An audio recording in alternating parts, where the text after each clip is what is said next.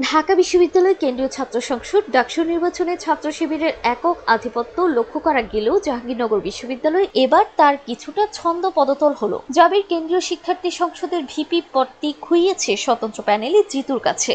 তবে নির্বাচনে ছাত্র শিবিরের সমর্থিত ঐক্যবদ্ধ শিক্ষার্থী জোটের প্রার্থীরা বড় সাফল্য পেয়েছে। 25টি আসনের মধ্যে 20টিতে বিজয় ছিনিয়ে এনেছে তারা।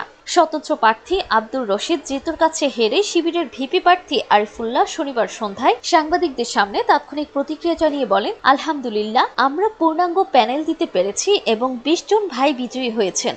এটি আমাদের জন্য গৌরবের মুহূর্ত। আমি নিজে ভিপি পদে নির্বাচিত না হলেও বিজয়ী আব্দুর রশিদ জিতু ভাইকে সর্বোচ্চ সহযোগিতা করব। আমার দেয়া অঙ্গীকারগুলো বাস্তবায়নে তার পাশে থাকবো ইনশাল্লাহ।